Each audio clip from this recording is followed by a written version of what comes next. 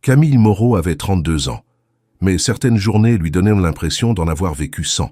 Dans son modeste appartement du quartier Montplaisir, à Lyon, elle menait une vie rythmée par les horaires d'école, les factures à payer et les histoires du soir racontées à sa fille de 6 ans, Élise.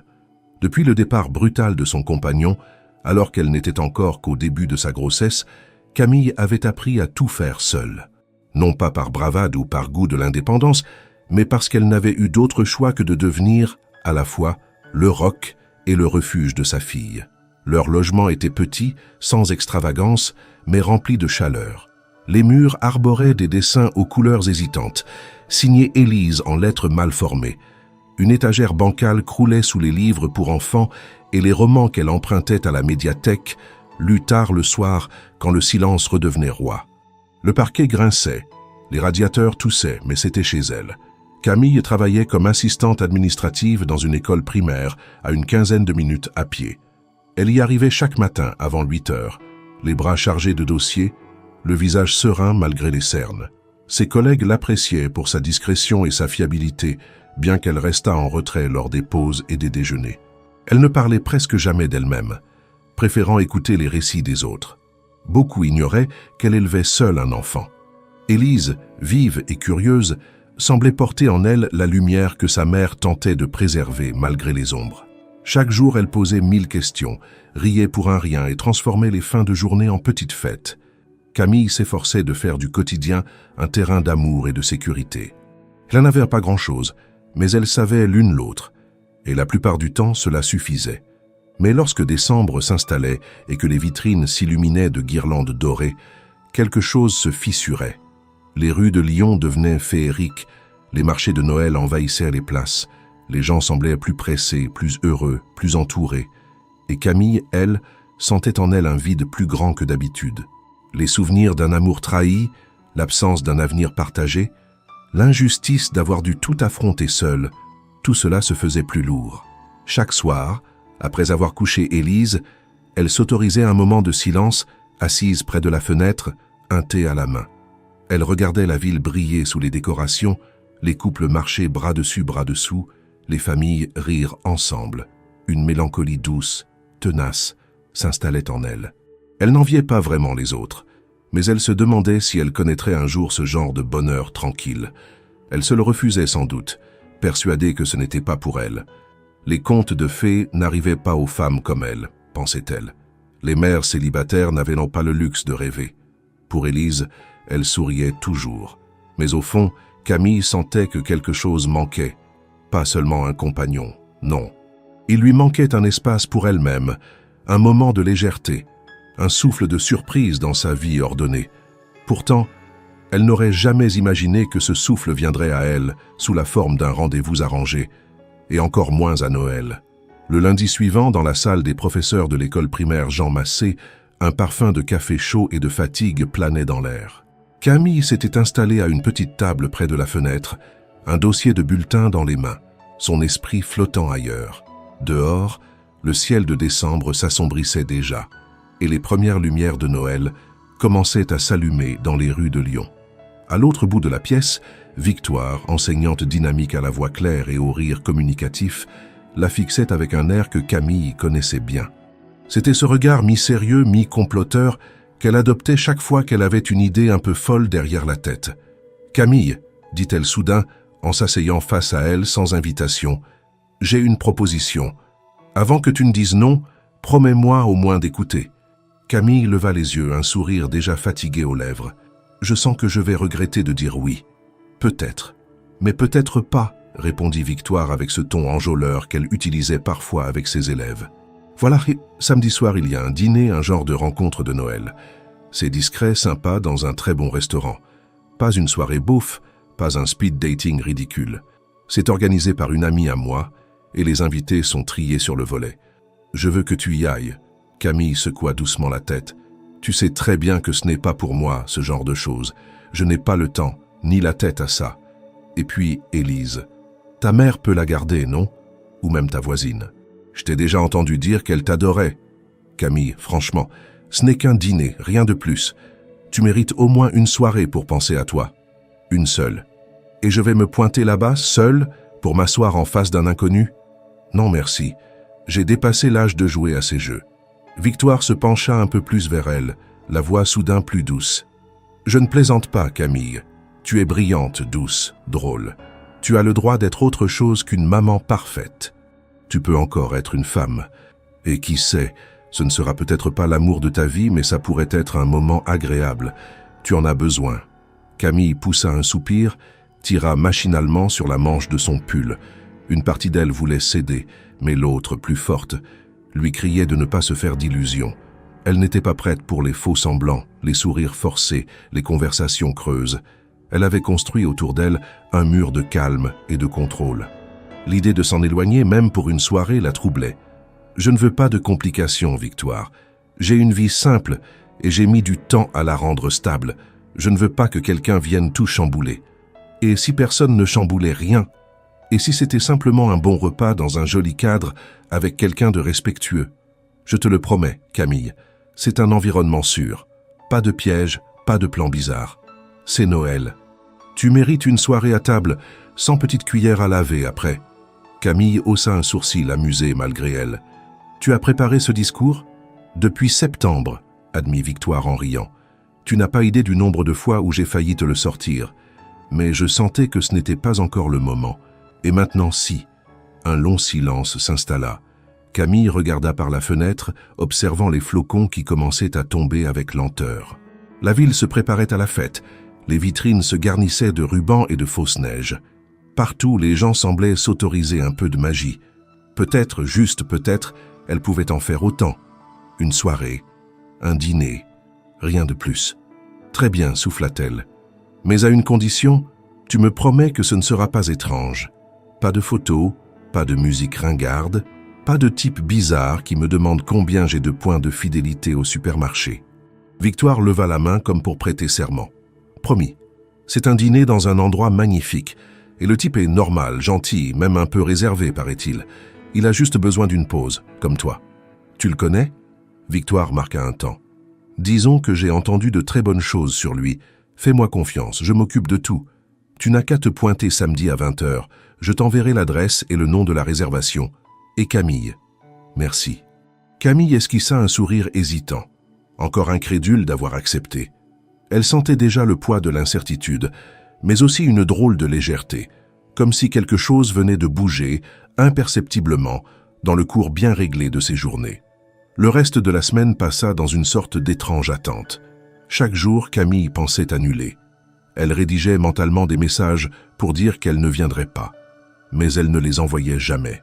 Chaque soir, Élise, avec son intuition enfantine, remarquait quelque chose. « Tu vas quelque part ce week-end » demanda-t-elle un soir pendant qu'elles dessinaient ensemble. « Peut-être » répondit Camille en haussant les épaules. « Un dîner. Tu vas porter ta robe verte, celle qui te fait ressembler à une fée ?» Camille rit, touchée par la naïveté de la question. Elle n'était pas une fée. Elle n'était même pas sûre d'être à la hauteur de quoi que ce soit d'autre qu'une mère fatiguée. Mais peut-être que cette robe, oubliée au fond de l'armoire, pouvait reprendre vie pour une nuit. Le samedi arriva plus vite que prévu.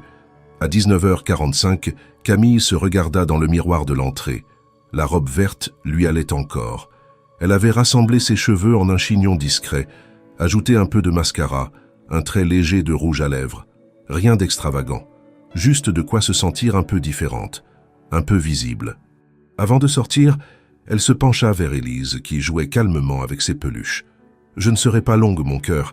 Mamie va rester avec toi ce soir. » Élise la regarda, sérieuse, comme si elle comprenait l'importance du moment. « Amuse-toi, maman. » Sur le trajet, Camille se sentit nerveuse. Elle consulta l'adresse que Victoire lui avait envoyée et fronça les sourcils. Le nom du restaurant lui était vaguement familier.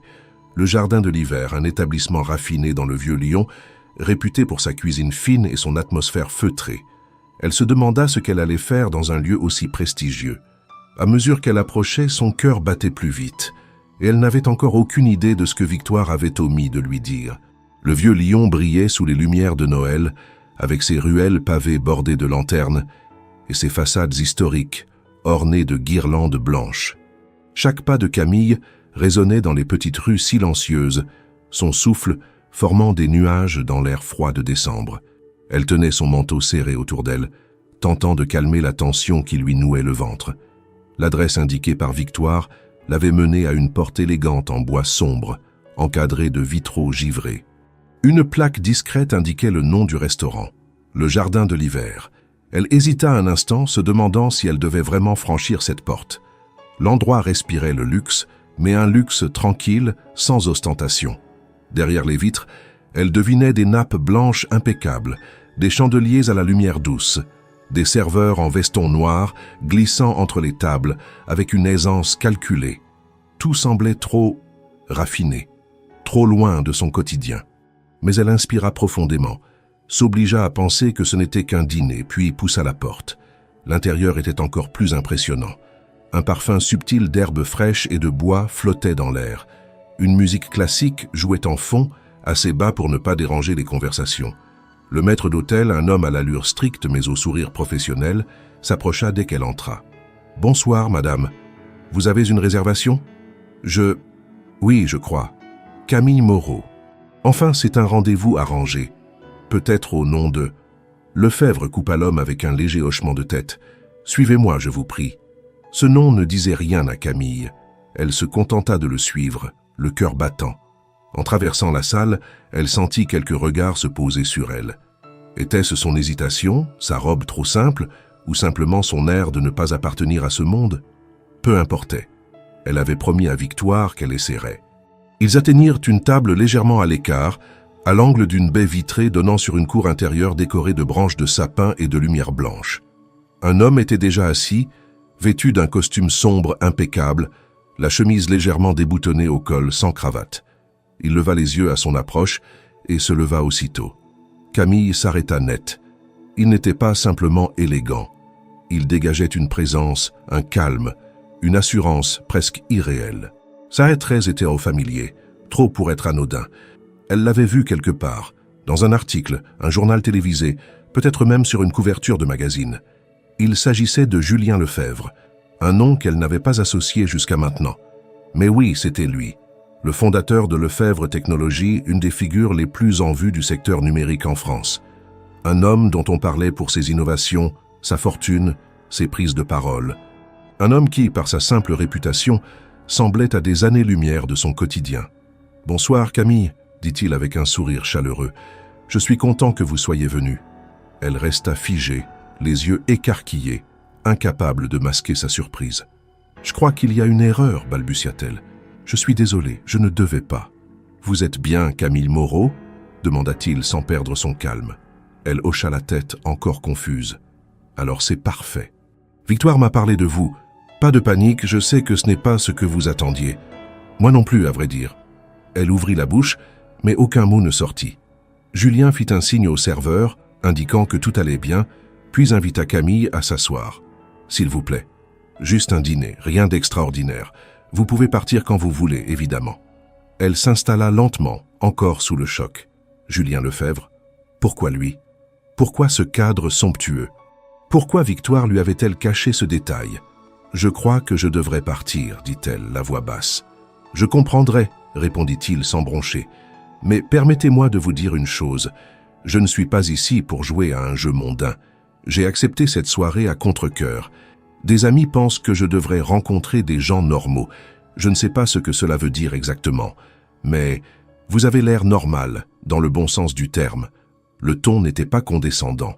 Au contraire, il semblait sincère, presque maladroit. Camille sentit une tension étrange se relâcher. Il ne jouait pas un rôle, et elle-même, bien qu'encore sur la défensive, ne se sentait pas moquée ou manipulée. Victoire m'a assuré que ce serait simple, léger. Pas ça, fit-elle en désignant l'endroit du regard. J'ai réservé ici pour une raison très bête, dit-il en souriant. J'aime la cuisine, et c'est le seul lieu où je peux dîner tranquillement, sans qu'on me prenne en photo ou qu'on vienne me parler de contrat. Elle le regarda, cherchant des signes d'arrogance, de prétention. Il n'y en avait pas, juste une forme d'honnêteté tranquille, et peut-être, derrière ses yeux clairs, une solitude qu'elle reconnaissait, même si elle portait un costume bien plus cher. « Très bien, » souffla-t-elle, « mais je ne promets rien. Je suis venue à reculons. Si vous me parlez d'argent ou de start-up, je pars. »« Marché conclu, » répondit-il avec un petit rire. « Et moi, si vous me parlez de budget de cantine ou de fournitures scolaires, je ferai pareil. » Un sourire involontaire naquit sur les lèvres de Camille. Le serveur apporta les cartes. La conversation, d'abord hésitante, trouva un rythme inattendu. Julien posait des questions, écoutait avec une attention réelle. Il s'intéressait à Élise, à sa passion pour les animaux, à la manière dont Camille jonglait entre le travail et la maternité. Il ne donnait aucun conseil, ne tentait pas de l'impressionner, ne parlait presque jamais de lui. Et pourtant, plus elle l'écoutait, plus elle sentait qu'il portait lui aussi un fardeau invisible. Quelque chose dans sa manière d'éluder les questions personnelles, de détourner habilement certaines remarques, laissait deviner un passé complexe. Mais ce soir-là, Camille décida de ne pas trop creuser. Pas encore. Le mystère de Julien Lefebvre n'était pas le sujet. Pas ce soir. Ce soir, c'était juste un dîner, une parenthèse. Un moment improbable entre deux mondes que tout séparait, sauf, peut-être, une certaine forme de lassitude partagée. Lorsque le serveur se retira, laissant sur la table 2 verres de vin soigneusement servis, Camille resta un instant silencieuse, le regard perdu dans la lumière douce du chandelier. Elle n'arrivait pas à croire à ce qui lui arrivait. Le simple fait d'être assise dans ce lieu raffiné, face à un homme aussi médiatisé, aussi éloigné de sa réalité quotidienne, lui donnait le sentiment de vivre une sorte de parenthèse suspendue, sans repère familier. Pourtant, au lieu de se sentir flattée ou impressionnée, elle se sentait profondément mal à l'aise. Julien Lefebvre, ce nom qu'elle n'associait jusqu'alors qu'à des gros titres économiques ou à des photos de gala, semblait bien réel, bien humain. Trop, peut-être, et cette proximité inattendue perturbait ses défenses. « Vous semblez ailleurs », dit-il calmement. Elle le regarda, piquée de honte de s'être laissée aller à tant de pensées. « Je suis juste surprise que vous soyez là, que vous soyez... vous, en fait. Ce n'est pas le genre de personne que j'imaginais pour un rendez-vous arrangé par une collègue d'école. » Julien sourit avec une certaine amertume. « Ce n'est pas le genre de situation que j'imaginais non plus. Honnêtement, je me suis fait piéger, mais gentiment. Un ami, convaincu que je vis comme un ermite, m'a inscrit à cette soirée rencontre déguisée. Je lui ai dit que je n'avais ni le temps ni la patience, mais il a insisté. Et puis, il m'a parlé d'une femme différente. Quelqu'un d'authentique. Je ne savais pas que c'était vous, mais maintenant que je le sais, je ne regrette pas. » Camille pinça les lèvres, incertaine de ce qu'elle devait ressentir. Elle voulait lui demander ce qu'il attendait exactement. De la compagnie, une aventure, une distraction dans un agenda trop vide d'émotions sincères, elle craignait d'être un divertissement dans une existence trop calibrée. Mais il n'y avait dans ses paroles aucune trace de supériorité ou de calcul. « Je ne suis pas certaine de comprendre ce que vous cherchez, Julien, » dit-elle enfin, « et je ne suis pas vraiment sûre d'avoir envie de le savoir. Je suis venue ici parce qu'on m'a convaincu de faire une pause. Pas pour plaire, pas pour séduire. Je ne suis pas ce genre de femme. » « Je ne cherche pas ce genre de femme, » répondit-il sans hésiter. « J'en ai rencontré suffisamment pour comprendre que ça ne mène nulle part. Ce que je veux, c'est un moment de vérité, même bref, même imparfait. » Le ton était simple, mais la sincérité qu'elle y perçut l'étonna. Elle n'était pas naïve. Elle savait que les mots pouvaient être choisis avec soin, surtout par des hommes habitués aux négociations et aux discours publics. Pourtant, ce qu'il disait ne sonnait pas comme une performance. La soirée continua avec une légèreté prudente. Camille, encore sur la réserve, accepta de parler un peu de sa vie. Elle évoqua Élise, sans entrer dans les détails douloureux. Elle parla de son travail à l'école, de ses journées rythmées entre les tâches administratives et les petits drames des enfants. Julien l'écoutait, vraiment. Il ne la coupait pas, ne cherchait pas à tirer la conversation vers lui. Il hochait la tête, parfois posait une question discrète, toujours avec cette douceur qui, progressivement, faisait tomber les barrières. Mais Camille n'était pas dupe. Cette aisance, cette attention maîtrisée, cette manière de ne jamais se laisser aller à une parole de trop, tout cela témoignait d'un contrôle permanent. Julien Lefebvre était un homme habitué à tout surveiller, son image, ses réactions, peut-être même ses émotions. Lorsqu'elle tenta avec délicatesse de lui demander s'il avait de la famille à Lyon ou s'il passait Noël seul, il détourna habilement la conversation. « Et Élise, elle croit encore au Père Noël ?» demanda-t-il, un éclat complice dans les yeux. Camille sentit qu'il venait d'éviter une question importante. Elle nota le changement, mais décida de ne pas insister. Pas ce soir. Elle ne voulait pas gâcher le fragile équilibre qui s'était installé. Pourtant, une part d'elle était troublée. Pourquoi refuser de parler de choses simples? Noël, la famille, l'enfance. Ce n'étaient pas des sujets à risque, à moins qu'ils ne le soient pour lui. Le dessert fut servi. Camille n'avait pas vu le temps passer. La crème brûlée devant elle était délicatement caramélisée, l'arôme de vanille flottant doucement jusqu'à elle. Julien observait sa réaction, visiblement amusé. « Vous regardez ce dessert comme si c'était une trahison. »« Non, répondit-elle en souriant. Juste que je n'ai pas l'habitude de finir un repas sans devoir faire la vaisselle ou nettoyer les miettes sur le sol. » Ils rirent tous les deux, sincèrement cette fois. Un rire bref mais vrai, qui rompit un peu plus la distance entre eux. Il y avait quelque chose d'apaisant dans ce moment. Camille se surprit à se détendre, à accepter que peut-être cette soirée ne se terminerait pas dans la gêne ou l'ennui. Mais l'ombre du doute persistait. Elle ne savait pas encore si Julien était un homme blessé ou simplement distant par choix. Elle ne savait pas non plus pourquoi Victoire avait pensé qu'ils seraient compatibles. Il y avait trop de zones d'ombre, trop de non-dits. Et pourtant, une étrange curiosité naissait en elle, malgré sa prudence naturelle. Elle voulait comprendre cet homme, non pas pour s'en approcher, mais pour savoir ce qu'il cachait derrière cette façade de calme parfait. Quand le dîner toucha à sa fin, Julien ne proposa pas de prolonger la soirée. Il ne suggéra pas de marcher un peu, ni même d'échanger leurs numéros. Il demanda simplement si elle voulait qu'un taxi soit appelé pour elle. Elle refusa poliment. « Je préfère marcher un peu, ça me permet de réfléchir. »« Je comprends, » répondit-il, « et je vous remercie d'être venu. Vraiment. » Ils se levèrent. Julien tendit la main. Camille hésita une seconde, puis la serra. Sa poigne était ferme, mais pas autoritaire. Un geste simple, sans attente. Elle se retourna, prête à partir. Mais à mi-chemin de la sortie, elle se retourna une dernière fois. « Julien ?» dit-elle. Il releva les yeux. C'était moins étrange que prévu. « Je prendrai ça comme un compliment, » répondit-il, un sourire discret au coin des lèvres. Dehors, l'air était encore plus froid que lorsqu'elle était arrivée. Camille marcha lentement dans les rues illuminées, les mains dans les poches, la tête pleine d'interrogations. Elle ne savait pas ce que cette soirée représentait, ni si elle allait revoir Julien. Mais pour la première fois depuis longtemps, elle avait vécu quelque chose qui ne tournait pas autour de sa fille, de son travail ou de ses responsabilités. Et même si elle refusait de l'admettre, cela lui avait fait du bien. Dans les jours qui suivirent ce dîner singulier, Camille eut du mal à remettre de l'ordre dans ses pensées. Le quotidien reprit sa place, implacable comme une horloge bien réglée. Les devoirs d'Élise, les réunions à l'école, les courses à faire, les repas à préparer, tout s'enchaînait comme toujours. Et pourtant, quelque chose flottait dans l'air, un écho discret de cette soirée inattendue au jardin de l'hiver. Elle n'en parla à personne, pas même à Victoire. Elle savait que cette dernière l'interrogerait avec son enthousiasme habituel, lui tirerait les moindres détails, et Camille n'était pas prête à mettre des mots sur ce qu'elle-même ne comprenait pas encore. Julien Lefebvre. Le nom résonnait dans son esprit chaque fois qu'elle ouvrait un journal, ou qu'elle passait devant une vitrine, où un écran diffusait des chaînes d'information. Elle découvrit qu'il était omniprésent dans les actualités économiques, cité pour ses innovations technologiques, ses investissements stratégiques, ses déclarations calculées.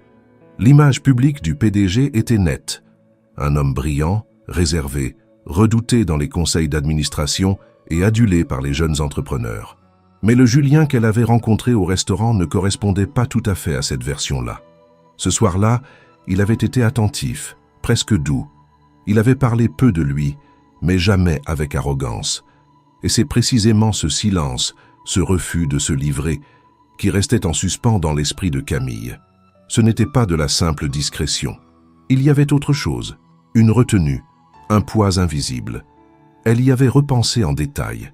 Chaque fois qu'elle avait abordé un sujet personnel, Julien avait détourné la conversation avec une facilité déconcertante, sans jamais paraître impoli ni distant. Il savait esquiver, mais sans fuir. Cela exigeait une certaine habitude, un savoir-faire que l'on acquiert quand on porte un masque depuis longtemps. Un après-midi, alors qu'elle attendait Élise à la sortie de l'école, Camille consulta son téléphone et tomba sur un article récent à propos de la Fondation Lefebvre. Il était question d'un nouveau programme de mécénat visant à soutenir des associations locales œuvrant pour les familles monoparentales. Une initiative pilote devait être lancée à Lyon, en partenariat avec plusieurs établissements scolaires. Camille fronça les sourcils. Ce genre de projet était rare venant d'une fondation connue surtout pour son financement de projets technologiques et de bourses universitaires. Le ton de l'article était élogieux, saluant l'implication personnelle et sincère du président de la fondation. Mais pour Camille, cela sonnait comme une coïncidence troublante. Le lendemain, son intuition se confirma. En arrivant à l'école, elle sentit une agitation inhabituelle dans les couloirs. Des affiches avaient été accrochées dans le hall, annonçant une réunion exceptionnelle avec des représentants d'une fondation privée pour discuter d'un partenariat éducatif. À la salle des professeurs, tout le monde en parlait. « Tu as vu ça ?»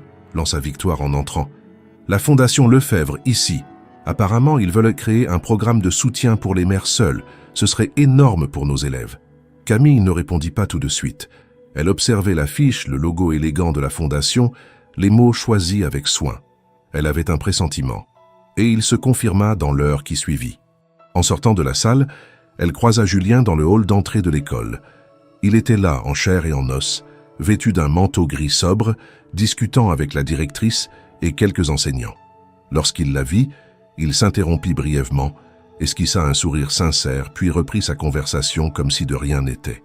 Camille, figée, sentit le regard de plusieurs collègues se tourner vers elle. « C'est lui ?» murmura quelqu'un derrière elle. « Il est... pas mal, non ?» Camille s'éloigna sans répondre, le cœur battant. Elle ne savait pas ce qu'elle devait ressentir. Surprise peut-être. Méfiance certainement. Il n'avait pas dit qu'il reviendrait. Il n'avait pas évoqué le moindre lien entre leur dîner et ce projet social. Et maintenant, il apparaissait dans son lieu de travail, impliqué dans un programme qui, par un hasard trop parfait, touchait directement son quotidien. La réunion fut organisée le jour même, dans la bibliothèque de l'école. Julien présenta la vision de sa fondation avec calme, professionnalisme. Il parla de reconnecter les sphères sociales, de donner une chance réelle aux familles isolées. Il ne regarda Camille qu'une seule fois, brièvement, mais elle sentit dans ce regard une tension difficile à interpréter. Tout le monde fut impressionné. La directrice conquise déclara que c'était une chance inespérée pour l'établissement. Certains enseignants exprimèrent quelques réserves sur les modalités, mais dans l'ensemble, l'accueil fut enthousiaste. Camille, elle, restait en retrait. Elle n'intervint pas. Elle savait que ce geste, aussi généreux qu'il puisse paraître, la plaçait dans une position délicate. Julien avait franchi une limite sans la prévenir. Même si son projet était sincère, il exposait malgré elle sa vie privée. Très vite, les commentaires commencèrent à circuler. « Tu le connais, non ?» demanda une collègue à la pause. « On t'a vu lui parler. »« C'est une vieille connaissance ?» ajouta une autre, mi-curieuse, mi-envieuse. « C'est ton nouveau prétendant, Camille ?» plaisanta Victoire, sans se douter de l'ampleur de la gêne qu'elle provoquait. Camille répondit avec des sourires polis, sans jamais entrer dans les détails. Mais elle sentit une distance s'installer autour d'elle, une distance faite de spéculations, de jugements déguisés. Le simple fait d'avoir été vue à côté d'un homme influent suffisait à alimenter les conversations. Elle ne voulait pas de cette attention. Elle n'avait jamais cherché à attirer l'œil de qui que ce soit. Et surtout pas ainsi. Ce soir-là, chez elle, après avoir couché Élise, Camille relut l'affiche de la fondation posée sur la table de la cuisine. Elle repensait à chaque parole échangée avec Julien, à chaque silence, à chaque esquive. Elle se demanda s'il avait planifié tout cela depuis le début, s'il l'avait ciblé d'une manière ou d'une autre, ou si, au contraire, quelque chose dans leur rencontre l'avait réellement touché au point de provoquer ce geste. Mais alors, pourquoi ne rien lui avoir dit? Pourquoi revenir ainsi dans sa vie sans prévenir, sans explication, sans même une tentative de justifier cette apparition soudaine? Camille ne savait plus quoi penser, et elle savait que ce trouble ne faisait que commencer. Les jours suivants furent pour Camille un mélange d'agacement, d'incompréhension et d'une étrange forme de fatigue émotionnelle. L'apparition inattendue de Julien à l'école, la création soudaine d'un programme social lié à son propre quotidien et les regards de ses collègues pesant désormais sur chacun de ses gestes, tout cela avait bouleversé l'équilibre qu'elle s'était évertuée à construire pendant des années. Elle avait vécu tant de temps dans la discrétion, à ne jamais chercher l'attention ni la reconnaissance, qu'être soudainement au centre d'un intérêt collectif, même indirect, l'emplissait d'un malaise profond. Ce malaise s'amplifia encore lorsque, quelques jours plus tard, la directrice convoqua une réunion spéciale à laquelle Camille fut expressément invitée. L'ordre du jour, la mise en place opérationnelle du projet avec la Fondation Lefebvre. L'invitation avait été rédigée de manière standard, sans mention particulière, mais le fait qu'elle ait été glissée en main propre et non simplement déposée dans son casier comme pour les autres, ne fit qu'accroître son trouble. Lorsqu'elle entra dans la salle de réunion, plusieurs regards se tournèrent vers elle, certains bienveillants, d'autres empreints de cette curiosité déguisée qui, selon elle, valait bien pire que la malveillance ouverte. Elle s'assit en silence, salua à peine, et prit des notes mécaniquement pendant toute la durée de la présentation. Julien n'était pas présent cette fois, mais son nom revenait constamment dans la bouche des intervenants. On parlait de lui comme d'un mécène engagé, d'un homme de vision. Personne ne faisait le lien avec Camille à voix haute, mais elle sentait bien que les sous-entendus circulaient. Le soir même, alors qu'elle terminait un plat de pâtes avec Élise, la petite posa soudain une question inattendue. « Maman, c'est qui, monsieur Lefebvre ?» Camille s'immobilisa un instant, la fourchette suspendue entre l'assiette et sa bouche. Élise la regardait avec cette sincérité désarmante propre aux enfants, sans jugement, juste avec une véritable curiosité. « Pourquoi tu me demandes ça, mon cœur ?»« Parce que tout le monde en parle à l'école. Il va aider les mamans, c'est ce qu'ils disent. » Et Victoire m'a demandé si je le connaissais. Camille sentit un frisson lui parcourir le dos. Elle n'aimait pas que sa fille soit mêlée à tout cela. Elle avait toujours tout fait pour que son univers reste protégé, doux, sans les échos du monde adulte et ses complications. « C'est un monsieur que j'ai rencontré une fois, » répondit-elle calmement. « Il veut faire des choses bien, je crois. Mais tu n'as pas à t'en inquiéter, d'accord ?»« D'accord, » fit Élise, avant de se replonger dans son assiette.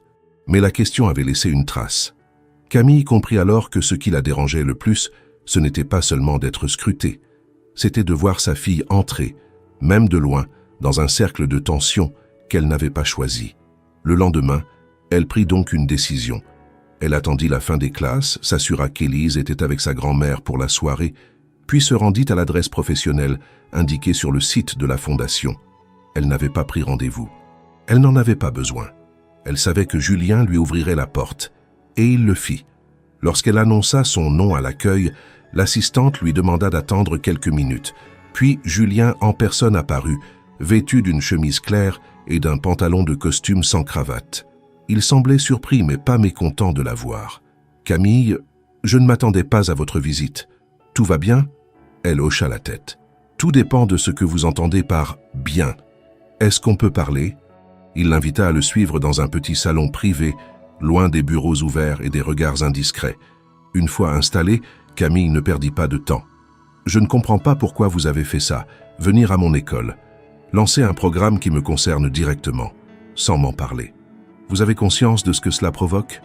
Julien resta silencieux quelques secondes, les doigts joints devant lui, le regard plongé dans le sien. « Ce n'était pas contre vous, ni pour vous mettre mal à l'aise. C'était un projet que j'avais en tête depuis longtemps. Notre dîner m'a simplement rappelé à quel point il était nécessaire et que je n'avais pas à attendre de conditions parfaites pour l'appliquer. C'est tout. »« C'est tout ?» répéta-t-elle, incrédule. « Vous arrivez dans mon école, vous devenez le sujet de toutes les conversations et vous croyez que je peux simplement faire comme si de rien n'était. Je ne voulais pas vous exposer. Je vous le jure. Je pensais que ça vous plairait. » « Me plaire ? Vous ne me connaissez pas, Julien. Vous n'avez aucune idée de ce que c'est, de devoir tout gérer seul, sans jamais vouloir attirer l'attention.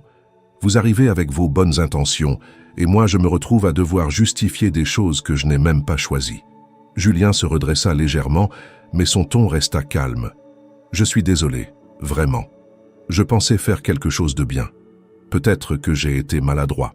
Mais ce n'était pas une manœuvre, ni une stratégie, et je ne vous ai jamais utilisé. » Camille le scruta un moment, cherchant un signe, un doute, une faille. Mais elle ne trouva qu'un homme sincère, peut-être un peu perdu, certainement trop habitué à décider seul. Cette fois, elle décida de ne pas partir en claquant la porte. « Très bien, dit-elle. Alors soyez clair, vous comptez rester impliqué dans cette histoire. Vous allez continuer à venir à l'école, à parler aux enseignants, à croiser ma fille dans les couloirs. Si cela vous dérange, je peux m'effacer. Le projet est entre les mains de l'équipe locale maintenant. Je n'ai pas besoin d'être visible. Ce n'est pas une question de visibilité, c'est une question de respect. Si vous voulez faire partie de ma vie, même en marge, alors il faudra le faire avec mon accord.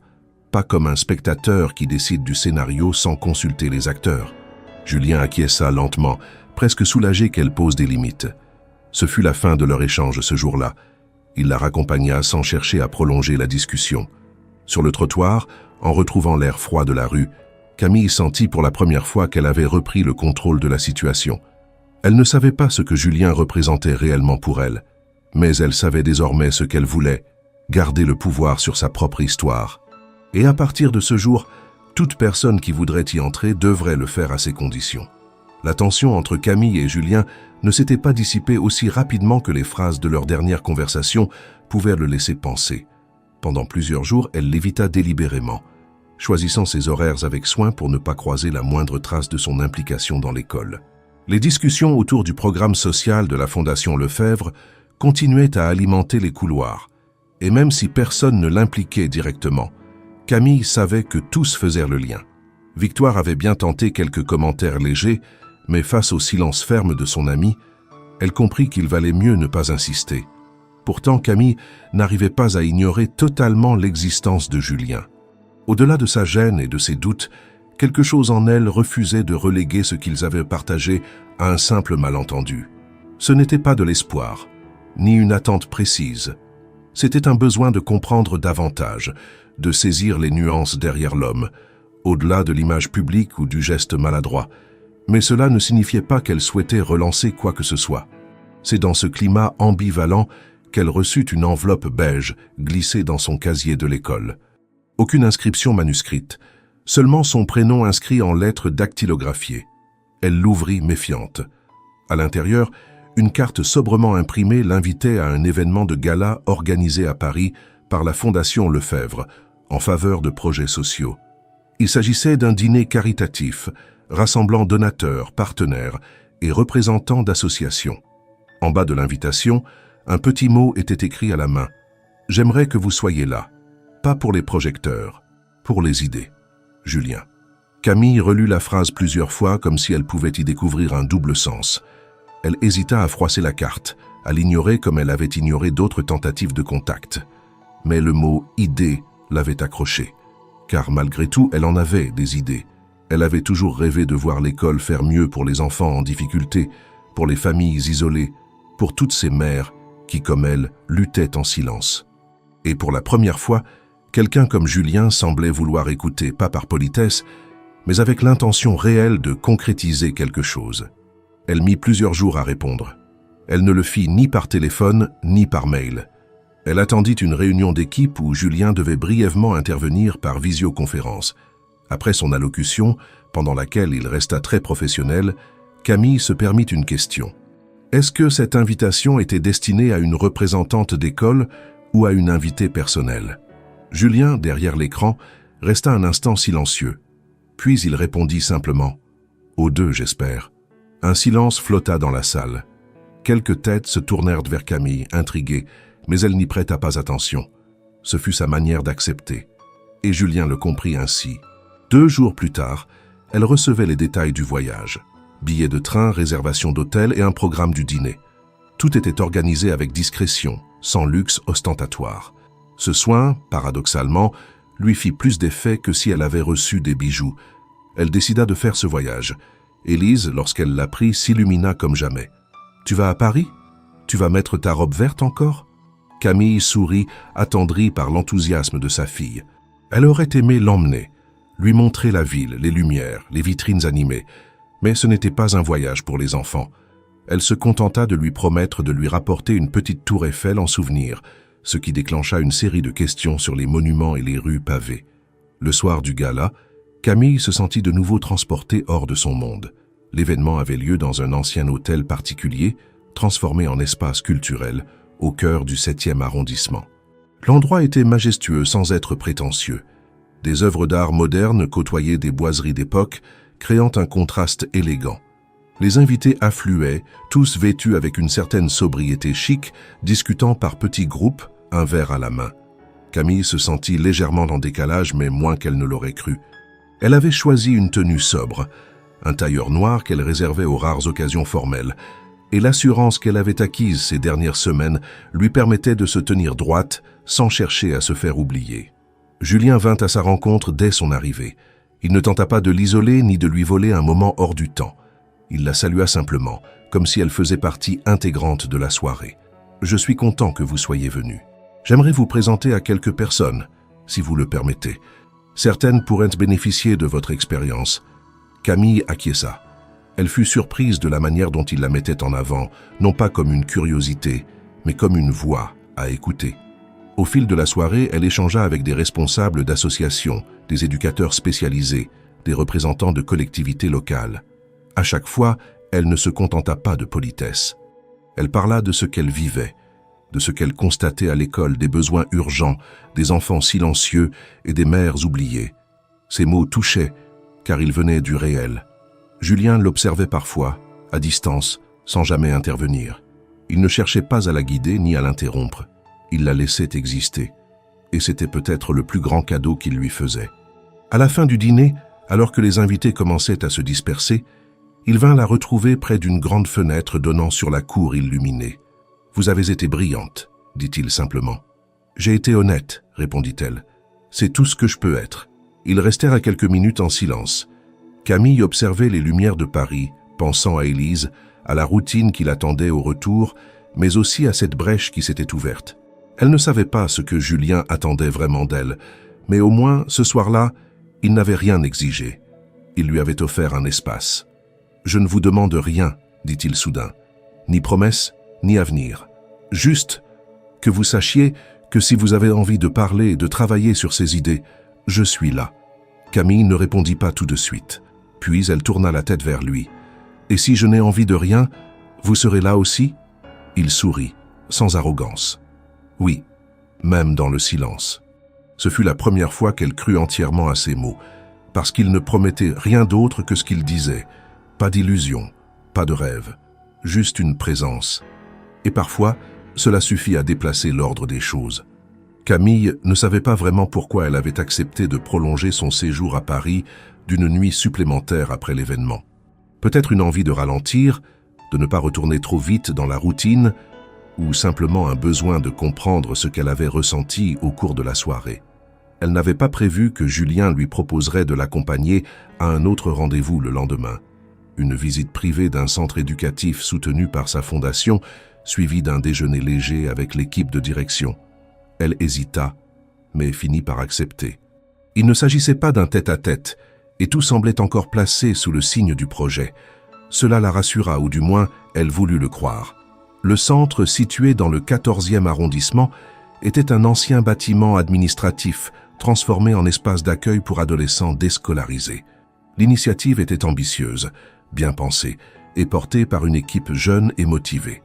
Camille, attentive, prit des notes, posa des questions, s'efforçant de ne pas laisser son jugement être influencé par la présence de Julien à ses côtés. Lui, fidèle à ce qu'il avait montré jusque-là, resta discret, la laissant libre de s'exprimer. Il n'était pas là pour briller, mais pour faire avancer les choses, et malgré les tensions passées, elle appréciait cette posture. C'est seulement plus tard, au cours du déjeuner, qu'un événement vint fissurer ce calme fragile.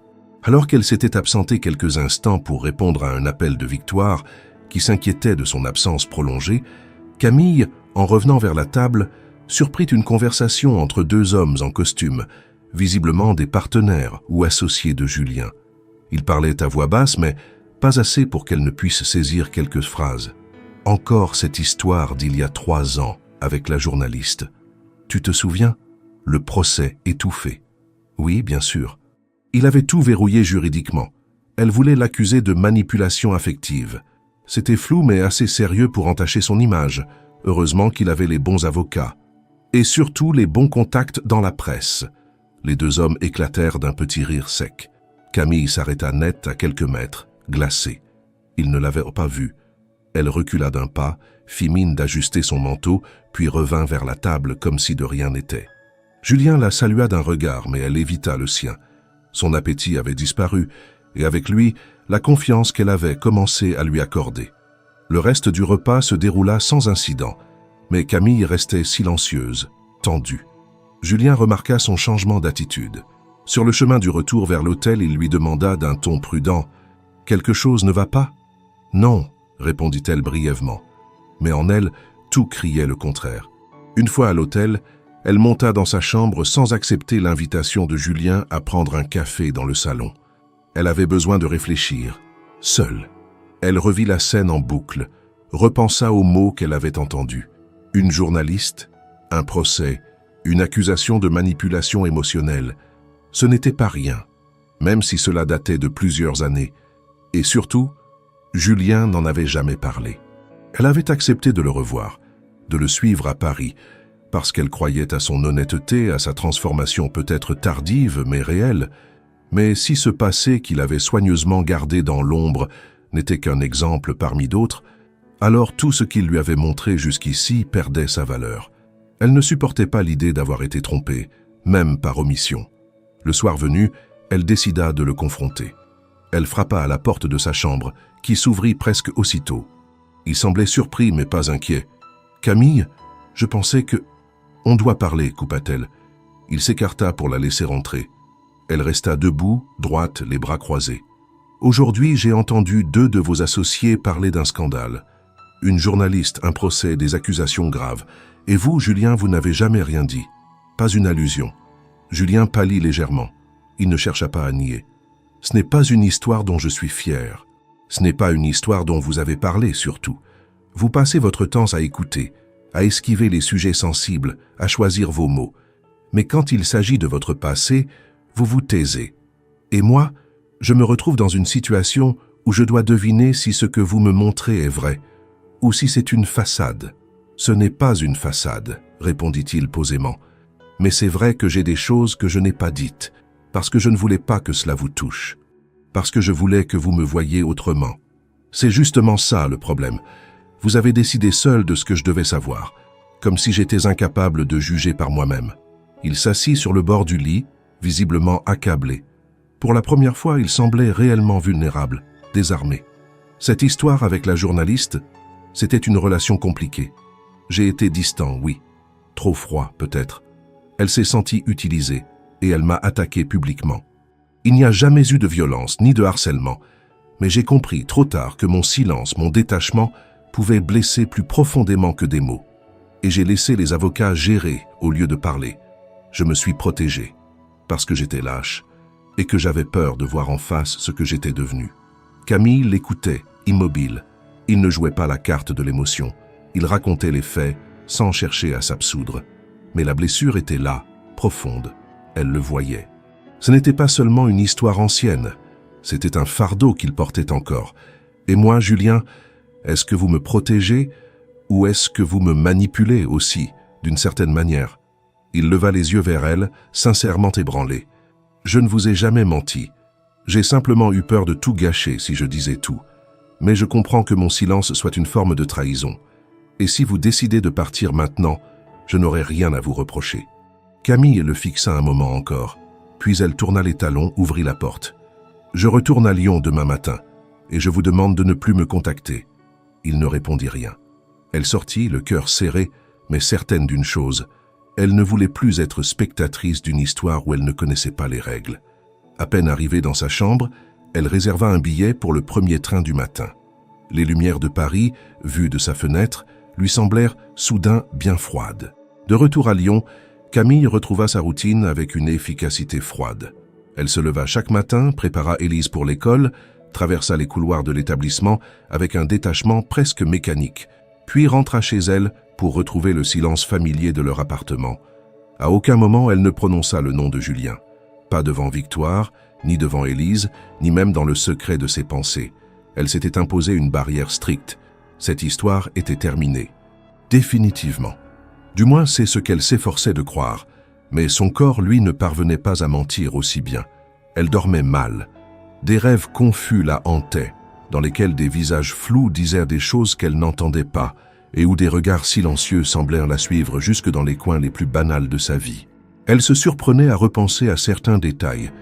La manière dont Julien l'avait laissé partir sans insister, le tremblement imperceptible dans sa voix lorsqu'il avait parlé de sa lâcheté passée, ou encore le regard qu'il lui avait lancé ce soir-là, dans cette chambre d'hôtel, comme s'il savait qu'il ne la reverrait plus. Élise, sensible aux émotions de sa mère malgré son jeune âge, finit par poser la question qu'elle redoutait. « Tu es triste, maman ?» Camille tenta de sourire. « Non, ma chérie, juste un peu fatiguée. C'est à cause de Monsieur Lefebvre ?» Elle ne répondit pas tout de suite. Elle ne voulait pas que sa fille porte le poids d'une histoire d'adulte. Mais l'innocence de sa question ne laissa pas de place au mensonge. « Peut-être un peu, admit-elle doucement. » Élise, dans un élan de tendresse, se blottit contre elle sur le canapé. « Tu veux que je lui écrive une lettre pour lui dire de te rendre heureuse ?» Camille la serra fort, émue, touchée et bouleversée à la fois. Ce n'était pas une question de lettres, ni même de mots. C'était une question de confiance. Et cette confiance avait été brisée. Pourtant, quelque chose en elle refusait de classer toute cette histoire comme une simple erreur. Elle ne comprenait pas pourquoi. Quelques jours plus tard, Victoire frappa à sa porte un dimanche matin, un sac de croissants à la main et cet air têtu qui annonçait qu'elle n'était pas venue simplement pour bavarder. Camille la fit entrer, résignée. Elles s'assirent à la cuisine pendant qu'Élise jouait dans sa chambre. « Je sais que tu ne veux pas parler de Julien, » dit Victoire en brisant un morceau de brioche. « Mais je vais en parler quand même. » Camille leva les yeux au ciel, mais ne répondit pas. « J'ai fait des recherches. Pas parce que tu m'as demandé, évidemment, mais parce que j'en avais marre de t'entendre soupirer dans les couloirs. »« Je ne soupire pas, » protesta Camille, piquée. « Si, tout le temps. Bref, tu te souviens de cette histoire dont tu m'as parlé, cette journaliste qui l'aurait accusée, ce procès étouffé ?» Camille hocha la tête, méfiante. « Eh bien, j'ai creusé un peu, et j'ai trouvé des articles. Beaucoup ont été retirés ou modifiés, mais certains forums en parlent encore. Des discussions entre anciens collègues, des commentaires de journalistes. L'histoire est beaucoup plus floue qu'elle n'en avait l'air. Floue comment? La femme en question a disparu des médias après l'affaire. Elle a été accusée, plus tard, d'avoir tenté de faire chanter un autre dirigeant d'entreprise. Une procédure judiciaire a été ouverte contre elle pour escroquerie, puis classée faute de preuves. Mais ce qui est sûr, c'est que plusieurs personnes ont affirmé qu'elle inventait ou exagérait des faits, pour obtenir de l'argent ou de l'attention médiatique. Camille écoutait, troublée. Elle ne voulait pas que cela change quoi que ce soit. Elle ne voulait pas se laisser attendrir par une nouvelle version des faits. Elle voulait tenir bon, rester fidèle à sa décision. Mais une faille venait de s'ouvrir. « Tu penses qu'il disait la vérité alors ?» murmura-t-elle. « Je pense qu'il ne t'a pas tout dit parce qu'il avait honte, et que parfois la honte pousse les gens à se taire, pas à mentir. Ce n'est pas la même chose. » Camille sentit sa gorge se nouer. Le souvenir de Julien, assis sur le lit, incapable de trouver les bons mots, lui revint en mémoire. Elle ne voulait pas l'excuser, mais peut-être qu'elle avait été trop rapide dans son jugement, ou trop exigeante. Elle, qui savait ce que c'était que d'être mal comprise, aurait-elle fermé la porte à quelqu'un pour une erreur qu'il n'avait peut-être pas commise? Elle n'en était pas certaine, mais l'idée s'était frayé un chemin.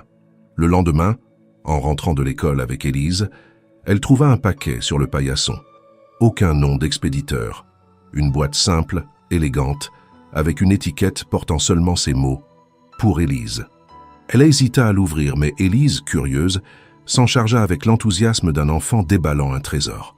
À l'intérieur, un livre, un album illustré, intitulé « Le petit phare et la vague ». Camille le reconnut immédiatement.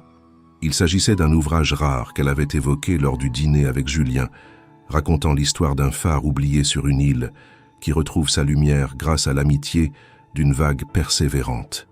Elle se souvenait avoir dit que c'était le seul livre qui calmait Élise lorsqu'elle était bébé, mais qu'elle avait dû le revendre pendant une période difficile. Le voir là, entre les mains de sa fille, fut comme un coup dans l'estomac. « Tu crois que c'est lui ?»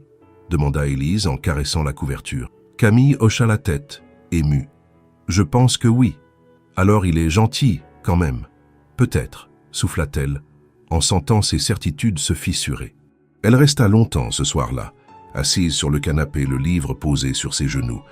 Elle ne savait pas encore ce qu'elle allait faire, mais elle comprenait désormais que tirer un trait définitif n'était pas aussi simple, parce que certaines personnes laissaient des marques qui ne s'effaçaient pas avec le temps, ni même avec la colère, parce qu'il y avait des gestes qui disaient ce que les mots n'avaient pas su dire. Parce que parfois, un simple livre envoyé sans mots pouvait valoir plus qu'un discours. La veille de Noël arriva dans un mélange de lumière dorée et de fatigue accumulée. La ville de Lyon, drapée dans ses plus beaux habits d'hiver, s'animait sous les guirlandes suspendues au-dessus des rues commerçantes. Les vitrines débordaient de jouets, de chocolats et de décorations, et les enfants, excités, tiraient leurs parents par la main à chaque coin de rue. Camille, quant à elle, n'avait rien d'une promeneuse festive. Elle courait d'un point à un autre, les bras chargés de paquets de dernière minute, jonglant entre les courses, les préparatifs du repas chez sa mère et la gestion d'une Élise débordante d'énergie. Tout cela avait un goût de déjà-vu, et pourtant, cette année, quelque chose était différent. Depuis la réception du livre, Camille n'avait pas eu de nouvelles de Julien. Aucune relance, aucun message. Ce silence, loin de la soulager, l'avait peu à peu troublée. Elle s'attendait à une tentative de reconquête, à une explication, à des excuses. Mais il n'y avait rien eu. Et c'est précisément cette retenue, cette absence de stratégie qui l'avait forcé à repenser à tout. Peut-être qu'il avait compris. Peut-être qu'il avait respecté sa volonté de couper le lien. Peut-être qu'il était sincère, finalement. Et peut-être que c'était justement cela, la preuve qu'elle attendait. Ce 24 décembre, Camille devait assister à la représentation de Noël organisée par l'école d'Élise. Les enfants de plusieurs classes participaient à un petit spectacle dans la salle polyvalente, et chaque parent avait reçu une place numérotée. Camille arriva avec quelques minutes d'avance, s'installa discrètement au fond de la salle, parmi d'autres mères et pères, habillés à la hâte, l'air pressé mais attendri. La pièce était simple. Des chants, quelques scénettes, beaucoup de rires d'enfants et de maladresses adorables. Lorsque le rideau de fortune s'ouvrit et que les enfants prirent place sur scène, Camille repéra immédiatement Élise. Elle portait une robe blanche ornée d'étoiles argentées et tenait dans ses mains une lanterne en papier. Son visage rayonnait. Camille sentit son cœur se gonfler de fierté. Elle ne pensait à rien d'autre à cet instant. Mais alors qu'elle observait la scène, ses yeux se posèrent instinctivement sur les rangées devant elle et se figèrent. Julien était là, assis à 2 sièges de l'allée centrale, vêtu simplement, les yeux fixés sur la scène. Il ne l'avait pas vu. Il n'avait pas cherché à se faire remarquer. Il était juste, présent, discret, attentif, sans aucune attente visible. Camille sentit un mélange de stupeur, de trouble et d'émotion la submerger. Elle resta un moment immobile, partagée entre l'envie de se lever et celle de rester invisible. Lorsque la représentation prit fin, les applaudissements éclatèrent dans la salle. Les enfants coururent vers leurs parents et Élise se précipita dans les bras de sa mère, excitée comme jamais. « Tu m'as vu ? Tu m'as vu, maman ? Je t'ai vu, mon ange. Tu étais magnifique. » C'est alors qu'Élise, comme si cela allait de soi, lança joyeusement. « Et Julien, tu l'as vu aussi ? Il m'a fait coucou quand je suis montée sur scène. » Camille la regarda abasourdie. « Il t'a fait coucou ? Tu savais qu'il allait venir ? Il m'a demandé si je jouais dans le spectacle. Je lui ai dit oui. Alors il m'a dit qu'il viendrait s'il avait le droit. Tu n'es pas fâchée ? » Camille comprit que leur fille, dans sa logique enfantine, n'avait vu là qu'une promesse simple tenue par quelqu'un qu'elle aimait. Et elle, que voyait-elle ? Un homme qui, malgré tout ce qui les séparait, avait trouvé un moyen d'être là, sans déranger. Juste être là. Julien s'approcha lentement. Il n'avait pas changé. Toujours ce calme, cette retenue, mais dans son regard, il y avait autre chose. De la sincérité nue, une forme de vulnérabilité qu'elle n'avait jamais perçue aussi clairement. « Bonsoir Camille », dit-il en s'arrêtant à 1 mètre d'elle. « Tu as vraiment demandé à Élise si elle jouait aujourd'hui ?»« Oui. Et je lui ai demandé si je pouvais venir. Je ne voulais pas te mettre mal à l'aise.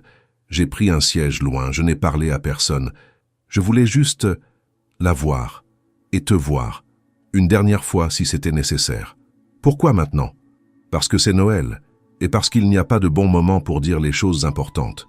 J'ai fait des erreurs. J'en fais encore. Mais je ne veux pas continuer à vivre dans la peur de mal faire. Je ne veux pas me cacher derrière des gestes ou des silences. » Camille tenait toujours Élise contre elle. La petite, épuisée par l'émotion, reposait sa tête contre son épaule.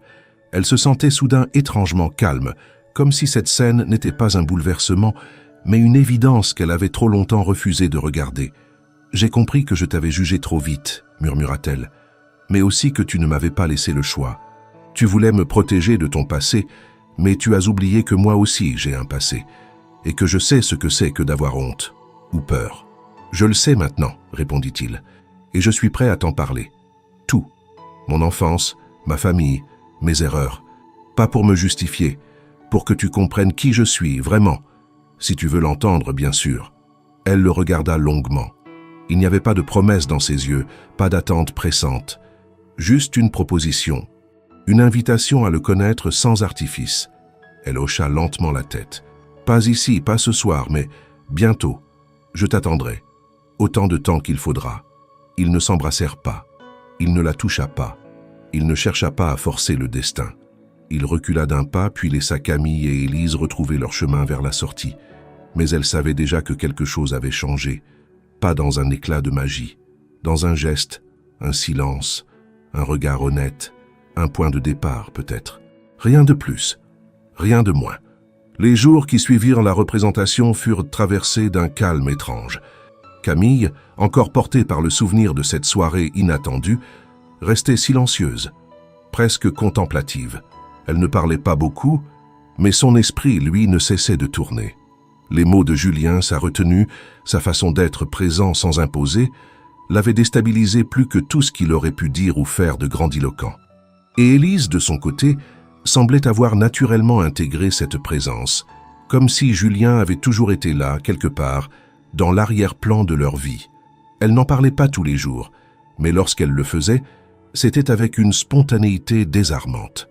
Ce naturel chez sa fille perturbait Camille davantage qu'elle ne voulait l'admettre. Le 27 décembre, alors que la ville se vidait peu à peu de ses décorations et que les rues retrouvaient leur rythme ordinaire, Camille reçut un message court de Julien. « J'aimerais te parler. Quand tu voudras. » Elle resta un long moment à regarder l'écran sans répondre. Elle aurait pu ignorer ce message, comme elle avait ignoré d'autres contacts dans le passé. Mais cette fois, elle sentit qu'elle ne pouvait pas reculer. Il ne s'agissait plus d'un dîner élégant ou d'un projet de fondation. Il s'agissait d'une parole qu'il voulait enfin lui donner. Elle proposa de se retrouver dans un café discret, en dehors du centre-ville. Un endroit simple, loin des regards et du bruit. Julien accepta aussitôt. Ils se retrouvèrent 2 jours plus tard. Camille arriva en avance, s'installa près de la fenêtre et commanda un café noir. Elle fixait les passants sans vraiment les voir, le cœur battant plus vite qu'elle ne l'aurait voulu. Lorsqu'il entra, elle se redressa légèrement, sans toutefois changer d'expression. Julien s'approcha, s'assit face à elle sans chercher d'effusion. Il attendit qu'elle parle. Mais c'est elle qui rompit le silence. « Tu m'as dit que tu voulais me raconter la vérité, toute la vérité. Alors je suis là. » Julien acquiesça. Il prit une légère inspiration, comme s'il s'apprêtait à retirer un poids qu'il portait depuis longtemps. « Ce que je vais te dire, je ne l'ai jamais dit à personne de cette façon. Et je ne t'en veux pas si tu décides, après ça, de partir à nouveau. » Camille garda le silence. Il continua. « Il y a plusieurs mois, j'ai visité l'école où tu travailles. Pas en tant que président de la fondation, en tant qu'homme fatigué qui cherchait à comprendre à quoi pouvait ressembler une vie normale. J'avais entendu parler d'un petit programme local que votre établissement menait et je suis venu discrètement, sans prévenir, pour observer. Je suis entré dans la cour, j'ai traversé le hall et je suis resté un moment à écouter des enfants jouer. Et c'est là que je l'ai vue, Élise. Elle était assise par terre, seule, en train de lire à voix haute pour une peluche. Elle parlait comme si le monde n'existait pas autour d'elle, et à un moment, elle a levé les yeux et m'a souri. Un sourire sans prudence, sans attente, juste un sourire d'enfant qui accueille. Camille sentit sa gorge se serrer. Elle ne dit rien. Julien poursuivit, posément. Je ne savais pas qui elle était, mais ce sourire, il m'a frappé. C'était le genre de choses qu'on reçoit sans savoir pourquoi. J'ai demandé son prénom à une surveillante, puis plus tard j'ai parlé de toi à Victoire. Elle t'a décrit. Elle m'a dit que tu étais sa collègue, que tu élevais seule ta fille, que tu ne cherchais rien. Et c'est là que j'ai eu peur. Il fit une pause. Camille le fixait immobile. Peur de quoi? Peur que cette lumière ne soit pas pour moi, que si j'approchais, je la détruirais. Je savais que si je venais à toi avec mon nom, mon histoire, mon passé, tu me repousserais, et tu aurais eu raison. Alors j'ai demandé à Victoire de créer un contexte, une sorte de prétexte.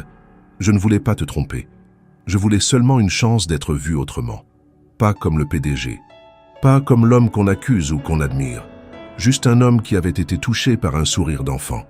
Camille inspira profondément, luttant contre les émotions qui montaient. Tu m'as observé, tu t'es renseigné sur moi, et tu as organisé un faux rendez-vous sans me dire que tu me connaissais déjà. Tu as fait tout ça en te disant que tu faisais bien. Non, je me suis dit que c'était la seule façon. Et peut-être que c'était une erreur, mais je n'ai rien prémédité de mal. Je ne t'ai pas approché pour te séduire ou pour me racheter une conscience. Je t'ai approché parce que, pour la première fois depuis longtemps, j'avais envie de rencontrer quelqu'un sans calcul et que je ne savais pas comment faire autrement. Le silence retomba entre eux. Dehors, le vent soufflait dans les branches nues des arbres. Camille se leva lentement, marcha jusqu'à la vitre, resta là un moment avant de se retourner.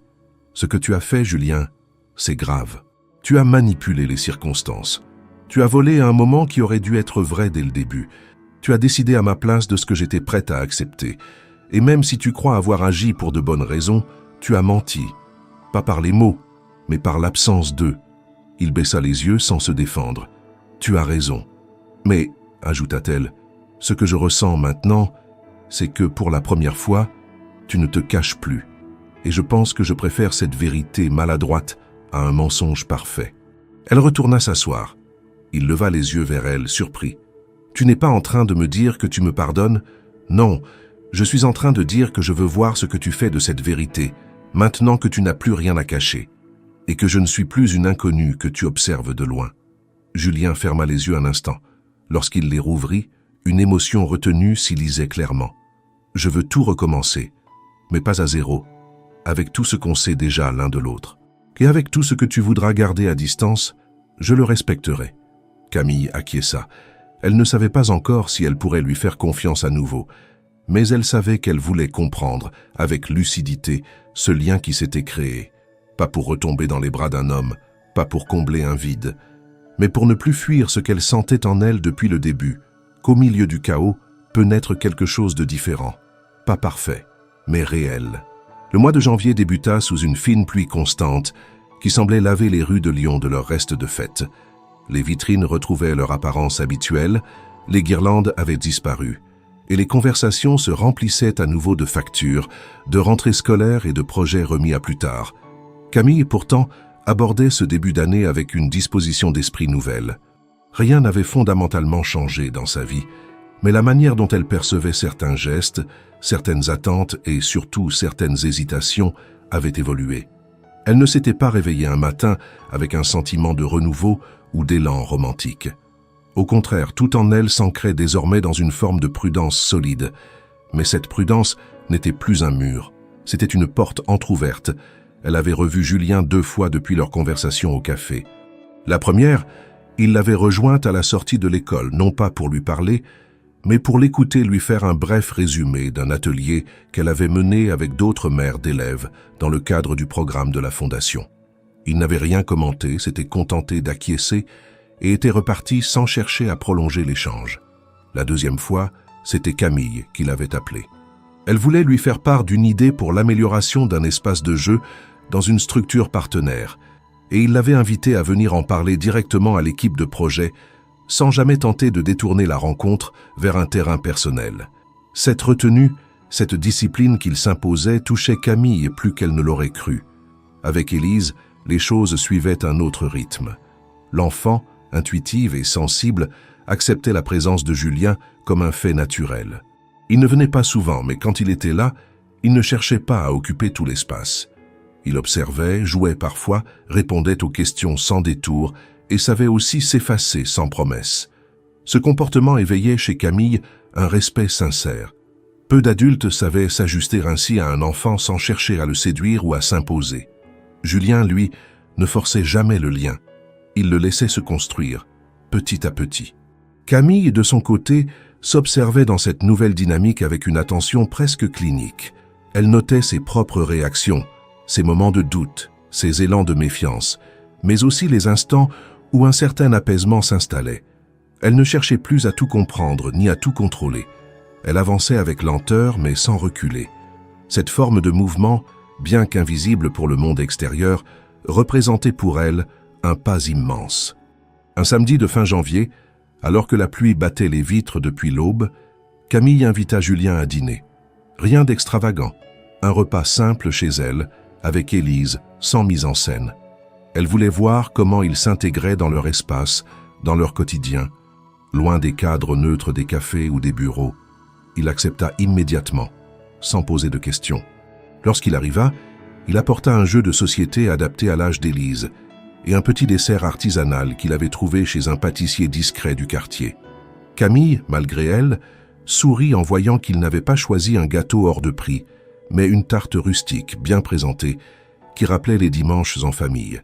Le dîner se déroula dans une atmosphère étonnamment fluide. Élise était joyeuse, Camille détendue, et Julien attentif sans excès. Ils discutèrent de choses simples, les livres qu'Élise lisait à l'école, les habitudes de la classe, les recettes faciles à faire quand on n'a pas le temps. À aucun moment, il ne fut question de leur passé, ni de leur histoire. Ce fut peut-être cela, justement, qui rendit la soirée si agréable. Une suspension dans le temps, sans attente ni bilan. Après avoir couché Élise, Camille proposa un thé. Julien, installé dans le salon, accepta sans formalisme.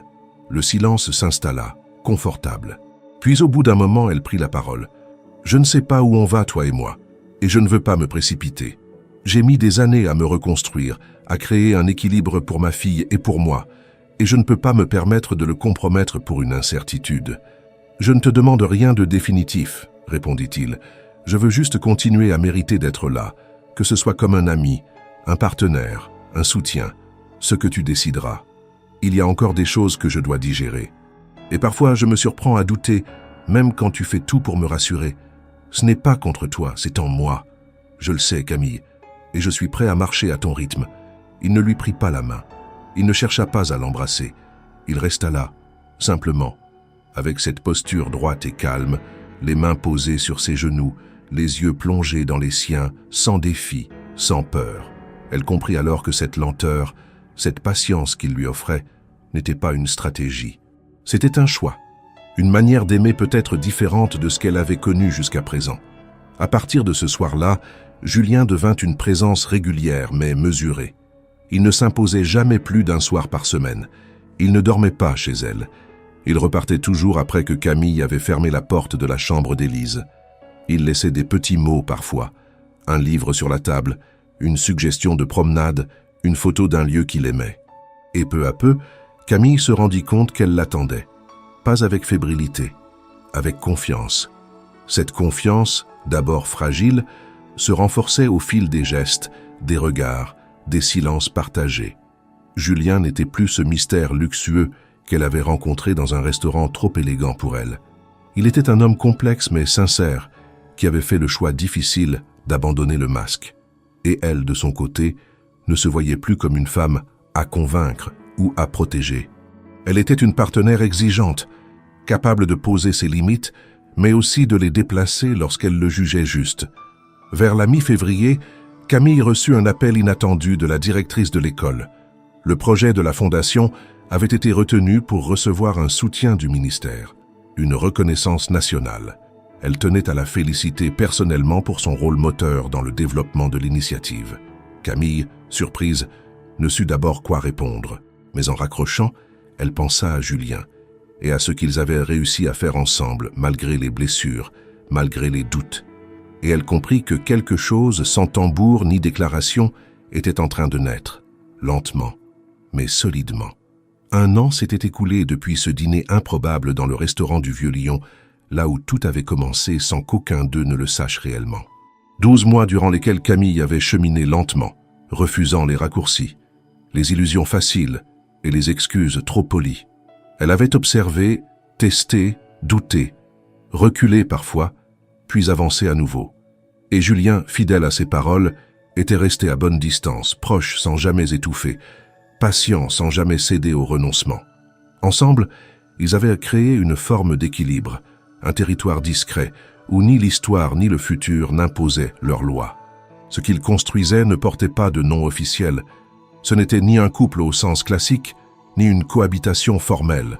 C'était une alliance, fragile mais sincère, née d'une volonté partagée de ne plus jouer de rôle. Élise, elle, avait grandi de quelques centimètres, mais surtout de beaucoup de sérénité. Sa relation avec Julien s'était faite sans heurts. Il était devenu une figure familière, jamais envahissante. Il l'accompagnait parfois au parc, lui posait des questions sans infantilisme et s'intéressait à ses réponses sans chercher à la corriger. Camille observait cela avec une forme d'étonnement tranquille. Elle n'aurait jamais cru possible qu'un homme comme lui puisse entrer dans leur monde sans tout bouleverser. Mais il l'avait fait, sans fracas, sans grand discours, simplement en restant fidèle à ses engagements. Lorsque le mois de décembre arriva, Camille fut surprise de se sentir légère. Elle qui, les années précédentes, affrontait cette période avec une résistance silencieuse, accueillait maintenant les fêtes avec une forme de douceur inattendue. Elle décora l'appartement avec Élise, sortit des cartons les guirlandes usées, les petites boules peintes à la main, les dessins de maternelle aux couleurs passées. Julien offrit de nouvelles décorations, sobres, et Camille, d'abord réticente, finit par les accepter. Non comme un remplacement, mais comme un ajout. Une façon de dire que leur histoire pouvait s'écrire sans effacer ce qui l'avait précédé. Ils décidèrent de passer le réveillon ensemble. Pas dans un château, pas dans un hôtel, pas dans un décor de magazine. Juste chez Camille. Un repas simple, préparé à 3 avec une nappe un peu tachée et des verres dépareillés. Julien proposa de cuisiner un plat de son enfance, une recette transmise par sa grand-mère, une femme qu'il avait peu connue, mais dont il gardait ce souvenir précis. Camille accepta, curieuse. Le jour venu, il arriva avec un panier rempli d'ingrédients frais, un tablier ancien brodé de ses initiales et cette lueur dans le regard qui trahissait une émotion contenue. Ils passèrent l'après-midi à cuisiner, à se chamailler doucement sur la quantité de sel, à raconter des anecdotes, à rire parfois. Élise chantonnait dans le salon, occupée à bricoler un décor en papier pour la table. Lorsqu'ils s'assirent enfin pour dîner, les bougies allumées, les assiettes pleines, Camille regarda autour d'elle et sentit une chaleur monter. Rien dans cette scène ne criait la perfection, mais tout en elle respirait la justesse.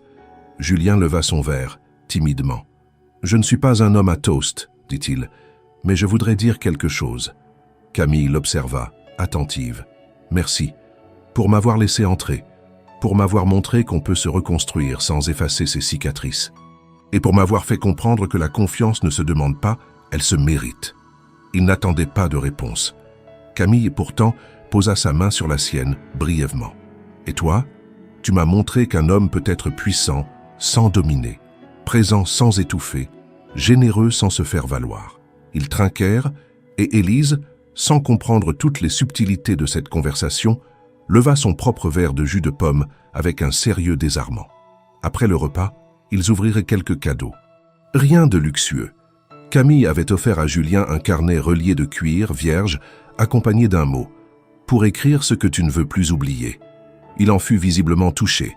Julien, de son côté, avait offert à Camille un livre de photographies sur les paysages ruraux français, ceux qu'elle avait évoqués un soir comme un rêve lointain de vacances. Pour Élise, il avait trouvé une boîte de crayons de couleur professionnelle et un carnet à dessin de qualité, avec un message. « Pour raconter le monde à ta façon ». La petite éclata de joie, se précipita dans ses bras et lui souffla à l'oreille un mot que Camille n'entendit pas, mais qui fit apparaître sur le visage de Julien une émotion qu'il ne chercha pas à cacher. La soirée se poursuivit dans un calme presque irréel. Pas de musique bruyante, pas d'écran allumé, juste des voix douces, des rires étouffés, le craquement discret du chauffage, et dehors, le silence de la ville endormie sous un ciel clair. Avant d'aller se coucher, Élise demanda si Julien pouvait lui lire une histoire. Il accepta sans hésiter. Camille resta dans l'embrasure de la porte, écoutant sa voix grave lire les aventures d'un petit hérisson solitaire qui découvre qu'il n'est pas obligé de piquer pour être aimé. Elle sentit ses yeux se remplir sans tristesse, juste une émotion dense, profonde, presque ancienne. Lorsque Julien referma le livre et éteignit la lumière, Élise murmura « Tu restes ce soir ?» Il regarda Camille. Elle hocha lentement la tête. « Oui, si ta maman est d'accord. »« Je crois que oui, » souffla Camille. Il ne dormit pas dans son lit. Camille le lui proposa, mais il refusa avec douceur. Il s'installa sur le canapé, sous une couverture qu'elle lui apporta elle-même. Avant d'éteindre la lumière du salon, elle resta un moment debout, le regardant s'installer. Il leva les yeux vers elle. « Joyeux Noël, Camille. Joyeux Noël, Julien. » Elle alla se coucher. Mais cette nuit-là, Elle dormit d'un sommeil profond, sans cauchemar, sans tension, un sommeil plein, un sommeil d'apaisement. Le lendemain matin, elle se leva avant le reste de la maison, fit chauffer de l'eau pour le thé, ouvrit la fenêtre sur l'air froid et observa la lumière pâle qui filtrait sur les toits. 1 an plus tôt, elle se croyait piégée dans une vie figée, sans surprise ni promesse. Elle n'attendait plus rien, et pourtant une chaîne d'événements inattendus, parfois maladroits, parfois douloureux, avait fini par lui offrir ce qu'elle n'avait jamais osé nommer, une possibilité. Pas un conte de fées, mais une histoire vraie, une histoire à 3 faite d'ajustements, de silence respecté, de lenteur assumée. Et ce matin-là, en posant sa tasse sur la table, Camille sourit à l'idée que parfois, le hasard n'a pas besoin de magie pour tout changer. Il suffit qu'il rencontre le courage de 2 êtres décidés à recommencer autrement.